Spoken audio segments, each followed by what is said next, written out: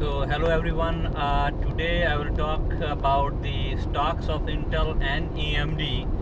Last week we know that there was the Intel's quarterly results came in, and the result itself was good. There was good profit growth and the sales growth, but the key point was the Intel's delay in the launch of the 7 nanometer technology. And to give you a little bit of background of those technological things, if you can get your technology to a lower nanometer number, then you can fit in more transistors in a given area, and more importantly you get the more processing power and you lower the power of your processors. And that's where Intel started lagging behind in the race. This is exactly opposite to what it was intended to do. So Taiwanese Semiconductor, for example, has this 7 nanometer launch, but Intel is still lagging behind it, which gives AMD and there are no other competitor, but which gives basically AMD an edge over Intel in terms of the process. And that is a very big news, which made the Intel prices drop by 15%. On the other hand, in AMD's prices shot up by 15%, which was hovering around something like $58 to $59, and it shot up all the way to $68 and $69 before retreating a little bit. But on the day itself, it jumped up from like around $57 to $58 to around $66. On the other hand, Intel dropped down from $59 to all the way down to $50. So I wanted to express my views on this, and not necessarily that what I am going to say is going to be true, but I still wanted to take a stand. What I wanted to say that this, if you follow this Intel and AMD rivalry all the way back before 2000, and there was a point when AMD took a lead over Intel, but that was for a short moment when it was ahead of Intel in launching its 1 gigahertz processor. But Intel fought back using both its processor technology and also its manufacturing technology, and held this lead for a long time until recently, when AMD improved its processor designs, fitting in more cores in a given processor, and it was helped by the manufacturing, where Intel struggles with the problems in its process technology, and it also lagged in the processor design itself. So that being said, let's come back to the equation of how their financial and other things look like. What my personal belief is, it's true that Intel is at the moment looking like ahead in terms of technology and everything.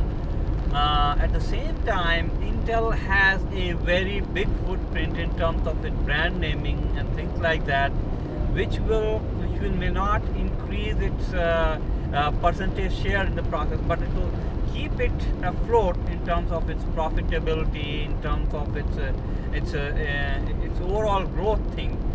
Now, if you look at the numbers, then the numbers are at the moment working in favor of Intel. You look at the annual sale and its market capitalization. For example, AMD is like 6 to 8. I don't have a right number on the top of my head, but the annual sale is close to, I think, 6, 7 or $8 billion, while its market capitalization is close to like $80 billion or so, which means there's a little bit of asymmetry. I would say that 3 to 5 times is probably okay, and given that AMD has a chance of good growth over the next 3 or 4 years for 50 to 20%, we can say that the valuation of $40 to $50 billion is okay, but $80 billion or so is probably a little overshoot, and that's why I believe that AMD's current price of $68 to $70 is a little overpricey. I'm okay with something like $40 to $50, and that's the point I would have bought the AMD. But given that it's overshot, I took that opportunity to actually short AMD, which means that I sold my call at $70 and I put in for $2.5 of my premium and I will be losing if AMD goes beyond $72.5 or so on 31st July. On the other hand, I think that Intel is a little fairly priced at 49. Actually, I would say that $45 is a $40 to $45 is a reasonable lower or a reasonable price for Intel at the moment, and for this reason I sold my put on Intel for $45 put, and I am making something like 60 cents, so I will be getting like $60 if Intel stays above $45 until July 31st. So I will let you guys check it back on 31st July to see where it stands. My strategy is if the AMD goes beyond, because the results are around the corner for AMD, so it's very risky to do calls at the moment. Maybe I will close my positions before 31st July, but if it is still there and the results are extraordinarily good, then Intel can actually go short up beyond 72 and can go to 75 or 80. At that point, probably I will do another call sell. On the other hand, if Intel goes below 45, then I will lose a little bit of money, and my strategy is to do a put sell again with a strike price of 40, so keep accumulating nothing. So it's kind of reverse strategy, but that's what it is, and I will check back with you in a week time. Thanks for taking a look.